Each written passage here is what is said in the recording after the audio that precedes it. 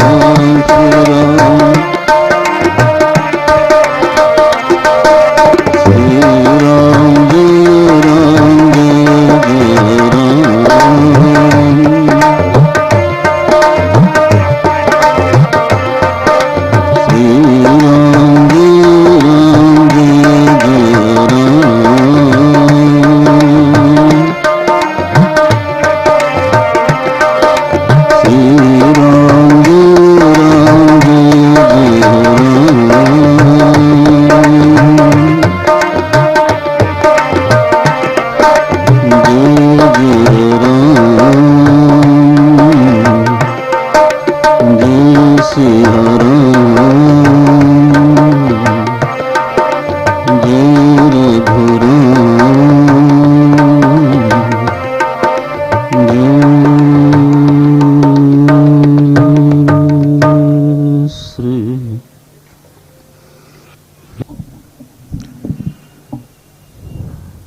न किसी परिस्थिति से घिरा हुआ रहता है।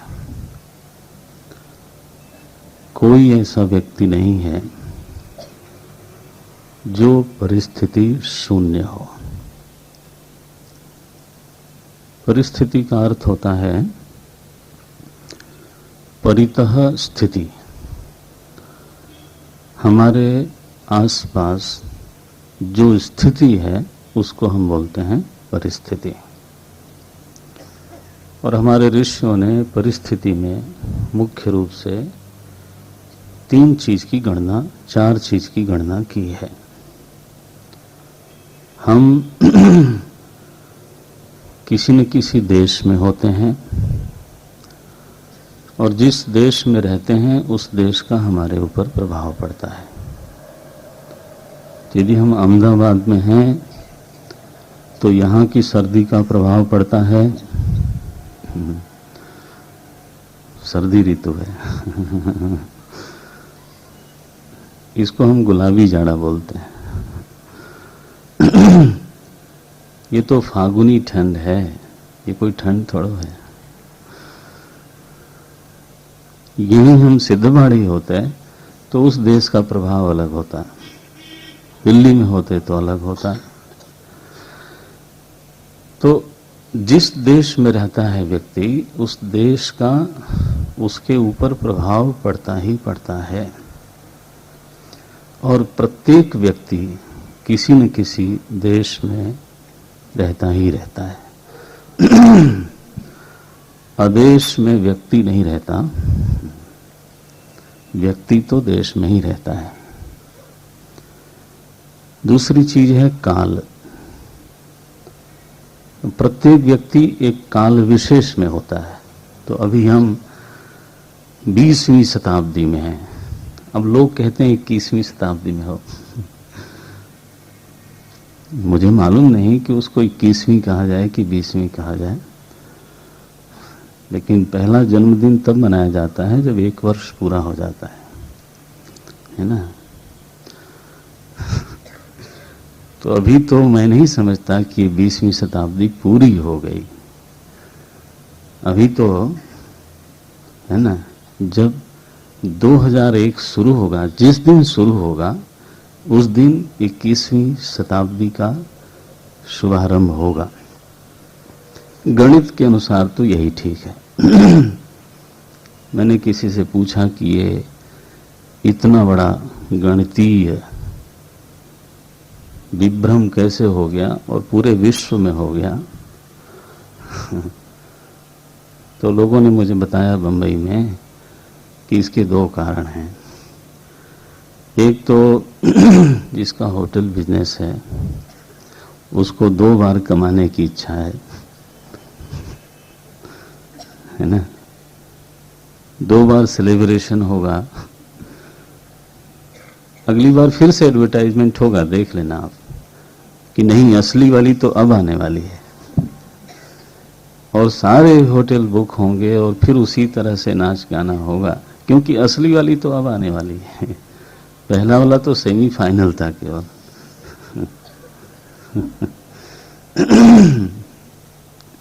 दूसरा कारण मुझको बताया गया कि ये कंप्यूटर महाराज 1008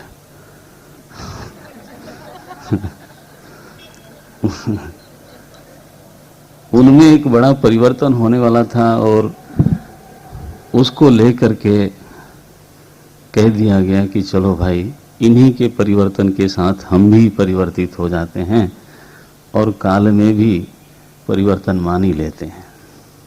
बहरहाल तो हम 21वीं शताब्दी में नहीं हैं, 20वीं शताब्दी में हैं, 16वीं शताब्दी में तो नहीं है, कम से कम 17वीं शताब्दी में नहीं है।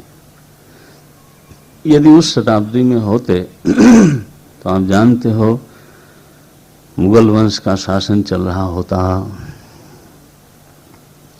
और सारी परिस्थितियां बिल्कुल भिन्न होती, अगर आप 17वीं 18वीं शताब्दी में होते तो नारायण अंग्रेजों का शासन चल रहा होता और परिस्थितियां भिन्न होती। शायद ये यज्ञ करना कठिन होता, करने के लिए कुछ बहाना खोजना पड़ता संभव था। तो जिस काल में व्यक्ति रहता है उस काल का उसके ऊपर प्रभाव पड़ता है, और ऐसा कोई व्यक्ति नहीं है जो काल निरपेक्ष हो। ध्यान रखना, आत्मा अकाल हो सकता है लेकिन ऐसा कोई व्यक्ति नहीं है। हम वेदांती लोग शब्दों के बड़े कंजूस होते हैं, और जो कंजूस न हो उसको मैं वेदांती नहीं समझता। हाँ। व्यक्ति कभी अदेश में नहीं हो सकता, उसको देश में ही होना होगा। व्यक्ति कभी अकाल में नहीं होता, उसको काल में ही होना पड़ेगा। और व्यक्ति के ऊपर देश का, काल का प्रभाव पड़ता ही पड़ता है। तो परिस्थिति में ये दो चीज हो गई। तीसरी चीज होती है, प्रत्येक व्यक्ति के साथ कुछ न कुछ वस्तुएं होती हैं। संपत्ति है, आपने घर में कोई चीजें खरीदी हैं, पलंग है, आसन है, माइक है, किताब है, टेबल है, इस तरह की व्यवस्था है, प्रकाश है, ये वस्तुएं हैं जिनके साथ हमको रहना है। और आप जानते हो हर व्यक्ति के पास अलग अलग वस्तुओं का समुदाय है। उसी की वजह से किसी को हम अमीर बोलते हैं, किसी को गरीब बोलते हैं। तो वस्तु के साथ व्यक्ति को रहना पड़ता है, और वस्तु का भी व्यक्ति के ऊपर प्रभाव पड़ता है। अभी माइक यदि खराब हो जाए, भगवान न करे, तो आप जानते हो इसका एकदम प्रभाव पड़ेगा। ये आसन अगर ठीक ना हो तो आपको कोई फर्क भले ना पड़े, मेरे को पड़ जाएगा, और आपका ठीक नहीं होगा तो मुझे कोई फर्क नहीं पड़ता, आपको परेशानी होगी। यानी एक भी चीज ऐसी नहीं है जो हमको प्रभावित न करती हो, और हमें वस्तुओं के समुदाय में रहना ही पड़ता है। आपका फ्रिज खराब हो जाए, आपका टीवी खराब हो जाए, है ना, आपकी कलम खराब हो जाए, तो उनका दोष नहीं है। वो इस तखत से संलग्न था, इसलिए तखत के साथ साथ वो भी बोलता था।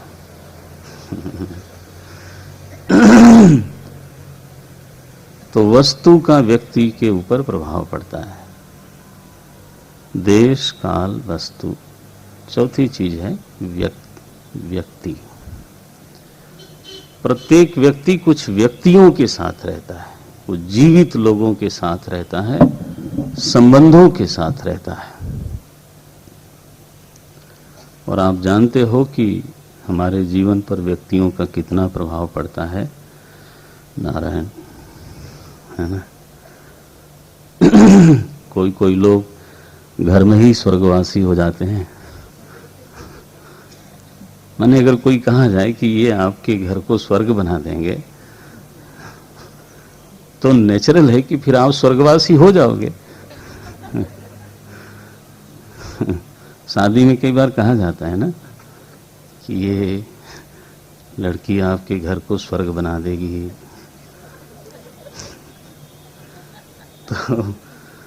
तो वो कहते हैं हम इतने जल्दी स्वर्गवासी नहीं होना चाहते।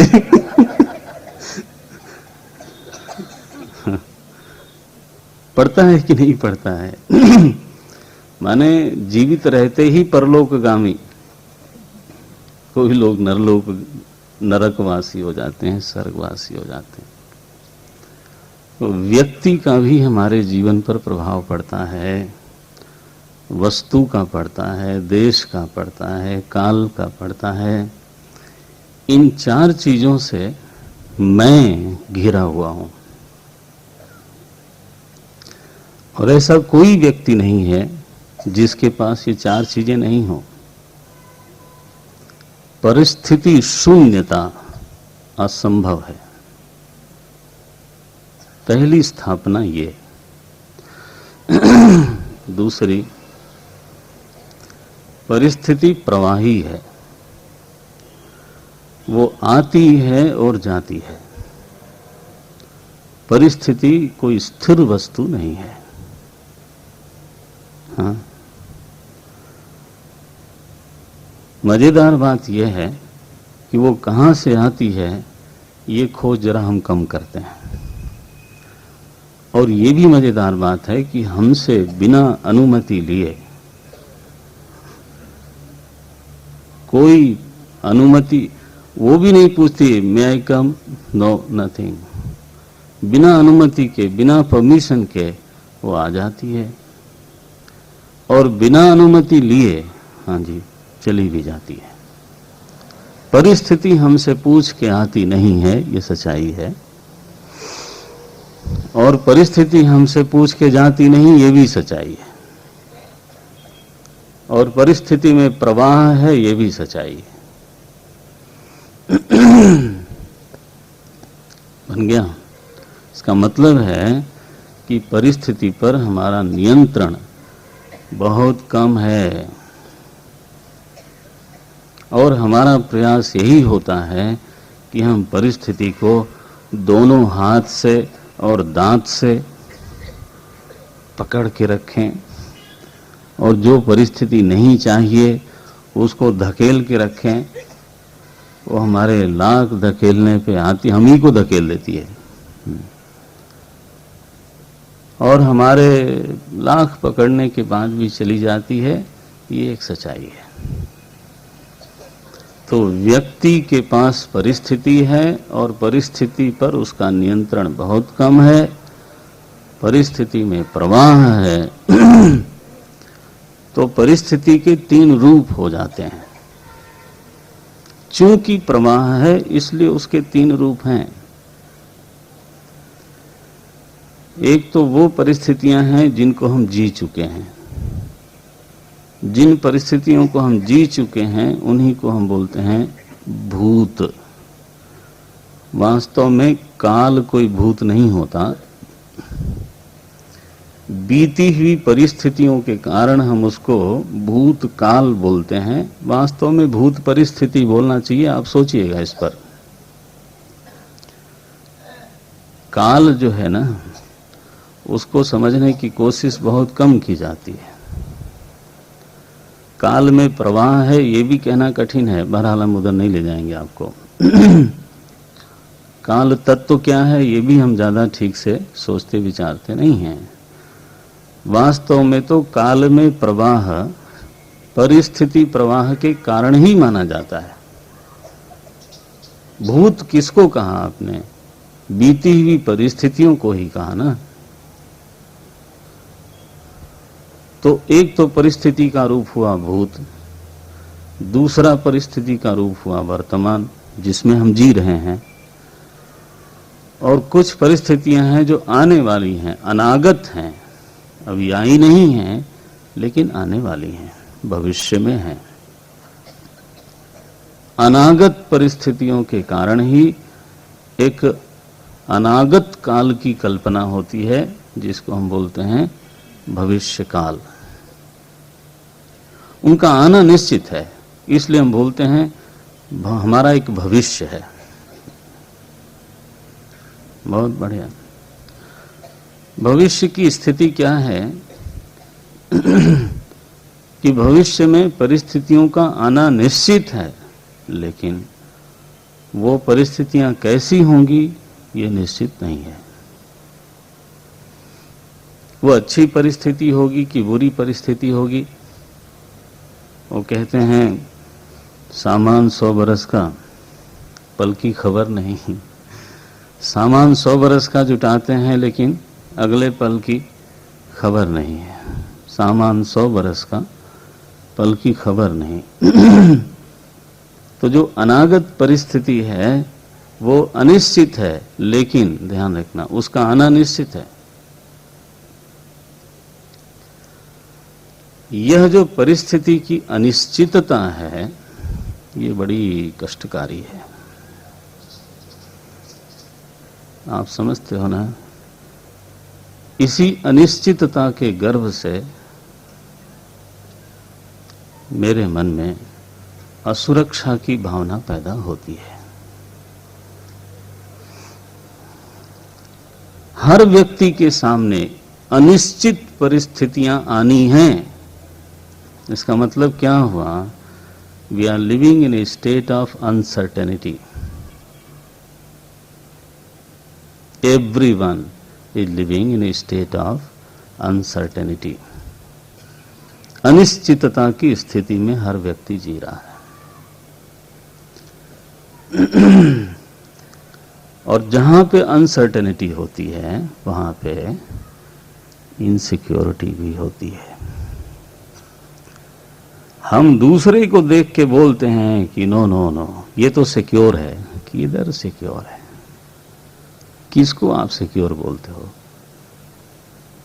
सुपर पावर अमेरिका के राष्ट्रपति महोदय को भी कोई सिक्योरिटी नहीं है। पता नहीं कब अखबार वाले पीछे पड़ जाएंगे और उनको माफी मांगनी पड़ेगी। आप जानते हो पिछले साल उनकी क्या दुर्दशा हुई। माफी मांगते मांगते बेचारे उनके हर भाषण में पहला माफी था। बोलो, कोई यहां पे अपने आप को पूरी तरह से सिक्योर अनुभव नहीं करता। महाराज जनक की कन्या, विदेहराज महाराज जनक की कन्या, चक्रवर्ती सम्राट महाराज दशरथ की पुत्रवधू, राजा रामचंद्र की धर्मपत्नी, लक्ष्मण जी जैसे जिसके प्रचंड देवर हों, भरत जी, शत्रुघ्न जी, जिसका इतना सुरक्षित साम्राज्य है ना। सो वैदेही मही सोवत, ऐसी वैदेही। आप बताइए कोई व्यक्ति अपने आप को कितना सुरक्षित करने की कोशिश करेगा? मही सोवत, वो वैदेही ऐसी परिस्थिति आ गई वो धरती पे सोती हैं। विधि वामन के ही वो कहते हैं रामचंद्रपति सो वैदेही मही सोवत विधि वामन के ही।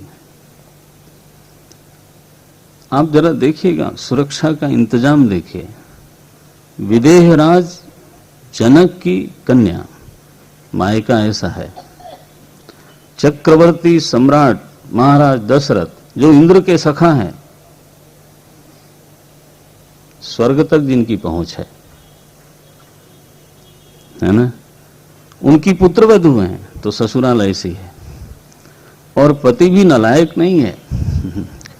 ऐसा नहीं कि पिताजी लायक हैं और ससुर जी लायक हैं और पति नालायक है, ऐसा नहीं है। रामचंद्र पति,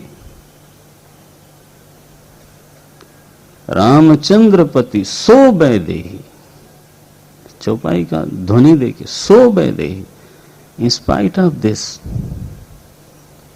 सो वैदेही मही सोवत विधि वामन के ही। यहां कौन है जो अपने आप को पूर्णतः सुरक्षित अनुभव करता है? सब लोग इनसिक्योरिटी के शिकार हैं। लेकिन ये इनसिक्योरिटी आई कहां से? बोले अनसर्टेनिटी से। यह जो भविष्य अनिश्चित है ना हर व्यक्ति का, बोले नहीं, ज्योतिषी लोग जानते हैं। ज्योतिषी लोग, मुझे बताया गया कि ये जो प्लेन था अभी जो हाईजैक हुआ, उसमें नेपाल के राज ज्योतिषी साहब भी थे। आई डोंट नो ये सूचना सही है कि गलत है, बट ये सूचना मुझे दी गई कि नेपाल महाराजा के जो राज ज्योतिषी, कोई ज्योतिषी हो तो बुरा ना माने मैं तो कह रहा हूं, आप भी जानते भी होंगे, जो ज्योतिषी लोग हैं वो भी जानते हैं। यह जो परिस्थिति की अनिश्चितता है वो सबके साथ लगी हुई है, और इस अनिश्चितता के कारण यह जो असुरक्षा है ये महाराज राक्षसी की तरह से सबके मन के पीछे, तन के नहीं मन के पीछे सबके लगी हुई है। थोड़ा जब हम अपने आप को सेटल करते हैं तो सेटल हो गए कंपैरेटिव शब्द है ये। जो सेटल्ड है वो भी जानता है कि कल का पता नहीं है। देखो, तो यह जो असुरक्षा है इसको पार करना चाहता है हर व्यक्ति, और उसके लिए एक एक सांस आहुति के रूप में सौंप देता है। अंगम गलितम पलितम मुंडम दशन विहीनम जातम तुंडम। 60 साल 70 साल होने पर भी ये भावना वहीं की वहीं रहती है ना।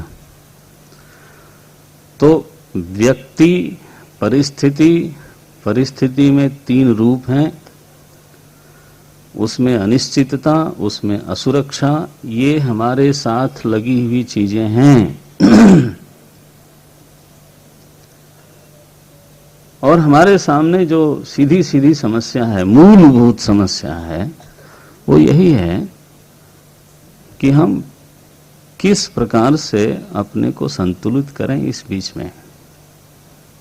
मैंने कहा परिस्थिति पे नियंत्रण किसी का नहीं है, राम जी का भी नहीं था जी, राम जी का भी नहीं था। ये मत कहना कि वो चाहते, तो चाहते क्यों चाहते, चाहेंगे क्यों वो है ना। तो अध्यात्म का उपयोग कहां पे आता है? आप जानते हो हर विद्या का उपयोग है, फैक्ट्री का उपयोग है, दिस दैट एवरीथिंग। अध्यात्म का उपयोग कहां है? अध्यात्म को ही एक और शब्द से पुकारते हैं, दर्शन शास्त्र।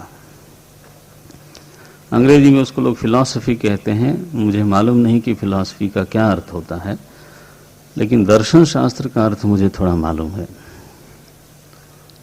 दर्शन माने क्या होता है? देखना। एक सिनेरियो है हमारे सामने, एक दृश्य है जिसको हमने परिस्थिति कहा, और मैं दृष्टा हूं, उसको देखने वाला हूं। तो मैं व्यक्ति, देखने वाला, मेरे सामने एक परिस्थिति है जिसको मैं देख रहा हूं, लेकिन जिस तरह से देख रहा हूं उसको बोलते हैं हमारा पर्सनल दर्शन। मैं अपनी परिस्थिति को कैसे देखूं, इस बात में मेरी स्वतंत्रता है। मुझे देखना पड़ेगा, वो सही है।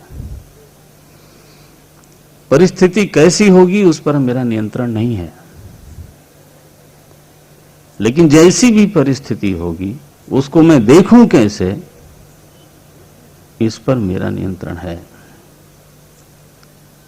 और हर व्यक्ति एक ही ढंग से देखता नहीं, ये आप जानते हो। और इसीलिए हर व्यक्ति का एक अपना खास पर्सनल दर्शन होता है। कोई ऐसा व्यक्ति नहीं है जिसके पास दर्शन ना हो। नहीं, मैं तो फिलॉसफी से मेरा कोई लेना देना नहीं है। वो जानता नहीं है कि ही इज ऑल्सो फिलोसोफर, क्योंकि वो भी एक तरीके से ही अपनी परिस्थिति को देखता है। तो जो देखने का तरीका है उसी को तो हम फिलॉसफी कहते हैं। और किसको कहते हैं? फिलॉसफी माने चारवाक दर्शन, जैन दर्शन, बौद्ध दर्शन, वो तो ठीक है, वो तो नाम है, पढ़ेंगे तो यही पता चलेगा कि वो देखने की विधि ही है और क्या। जैन दर्शन ने कहा कि मैं तो अपने आप को ऐसा देखता हूं, शंकराचार्य ने कहा मैं अपने आप को ऐसा देखता हूं। जैन दर्शन ने कहा कि जगत को मैं ऐसा देखता हूं, शंकराचार्य ने कहा मैं ऐसे देखता हूं। दोनों के देखने का तरीका अलग है और इसीलिए दो दर्शन हो गए। दर्शन माने होता है देखने की विधि, देखने का तरीका। दृष्टा, दृश्य और बीच में दर्शनम। ये संस्कृत का शब्द है, तो इसलिए मैंने कहा इसको मैं थोड़ा समझता हूं। फिलॉसफी का यही मतलब होता है, ये मैं नहीं जानता, वो आप लोग जानो। राम जी को वनवास हुआ। क्या सब लोगों ने एक ही जैसे देखा इसको? दशरथ जी ने कैसे देखा, कौशल्या जी ने कैसे देखा, सुमित्रा जी ने कैसे देखा? आप जानते हो सुमित्रा जी तो रामायण में ये बोल जाती हैं कि लक्ष्मण ये वनवास तुम्हारे लिए हुआ है। लो जी, सुमित्रा जी ने ये बोला है रामायण में कि लक्ष्मण जी ये तुम्हारे लिए वनवास हुआ, भगवान तुमको एकांतिक सेवा देने के लिए। यहां तो बहुत तामझाम है, सब लोग सेवा में लगे हैं तो तुम्हारा हिस्सा बड़ा कम आता है। पूरी तरह से भगवान तुम्हारे हो के रहें और तुम ही उनके सेवक बने रहो, तो ये वनवास केवल तुम्हारे लिए हुआ है। लो जी, ये सुमित्रा जी का दर्शन है। कैकेयी का तो उसको लगता है कि मैंने बिगड़ी हुई बात बना लिया और विधवा हो गई। आप सोचिए, बिगड़ी हुई बात बना लिया और घटना क्या घटी? विधवा हो गई और पुत्र ने माता कहना छोड़ दिया। What a tragedy. Bharat ji ने इसके बाद कैकेयी को माता नहीं कहा। लक्ष्मण जी का उसी घटना को लेकर लक्ष्मण जी का दर्शन अलग है, भरत जी को बिल्कुल भरत जी का दर्शन अलग है। राम जी का ऑफ कोर्स अलग है। राम जी तो क्या बात है, वाल्मीकि जी के सामने जब खड़े हुए राम जी और वाल्मीकि जी आंखों आंखों में पूछते हैं कि तुम्हारे साथ ये घटना घटी है, बताओ इसको कैसे सब हुआ। तो राम जी ने सीधा सीधा बोला कि महाराज तुम त्रिकालदर्शी मुनि नाथा, विश्व बदर जिमि तुम्हारे हाथा। आप तो त्रिकालदर्शी हो, जैसे बेर होता है हाथ में वैसे ही विश्व आपके हाथ में है, आप पूरी तरह से जानते हो।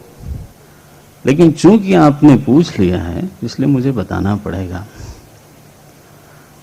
तो मैं क्या बताऊं कि ये कैसे हुआ, कि ये देवताओं ने किया, कि ये सरस्वती जी ने किया, कि ये मंथरा ने किया, कि कैकेयी ने किया, कि ये मैंने किया। इसका कोई एक कारण मैं कैसे बता दूं? सीधे बोल दूं मंथरा का सब किया धरा है, तो सरस्वती जी किधर गई? मैं कहूं सरस्वती जी ने किया तो देवता लोगों की आपातकालीन बैठक हुई है ना, संकट विमोचन कमेटी। एक कमेटी बनी धड़ाधड़ और सरस्वती जी का आह्वान किया गया, है ना, प्रस्ताव पास हुआ कि आप जाएं अयोध्या में और संभालें परिस्थिति को। मैं ही उसका कारण हूं, कौन है उसका मैं अकेले तो नहीं बोल सकता, लेकिन जो घटना घटी है मैं समझता हूं ये मेरे पुण्य का उदय हुआ है। ये राम जी का दर्शन है। वो बोलते हैं ऐसा, वनवास की घटना को अपना पुण्योदय मानते हैं। ध्यान रखना, कहने के लिए नहीं बोलते, वाल्मीकि जी के सामने बोल रहे हैं।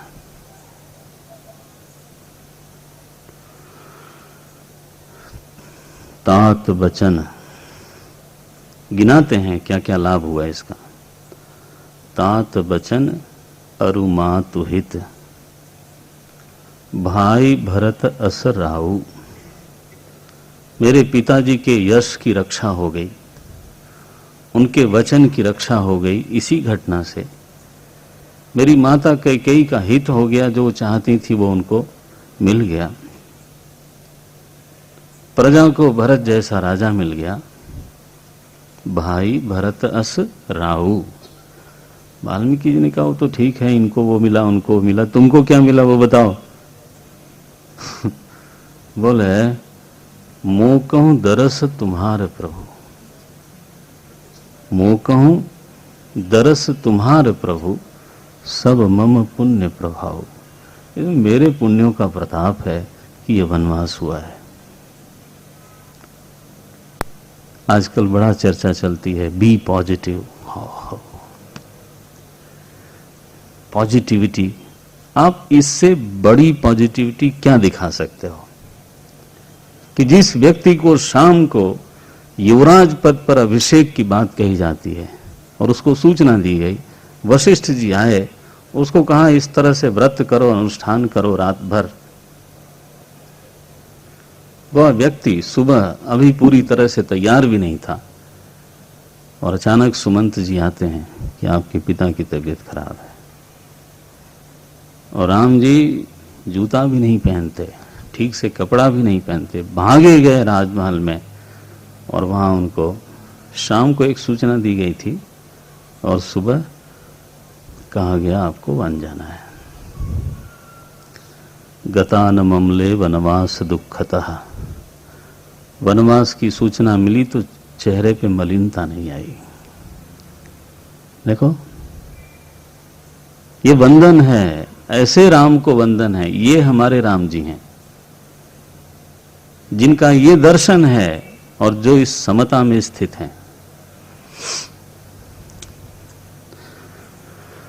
परिस्थिति ने राम जी का क्या बिगाड़ा? कुछ नहीं। क्यों? क्योंकि उनका दर्शन बड़ा था।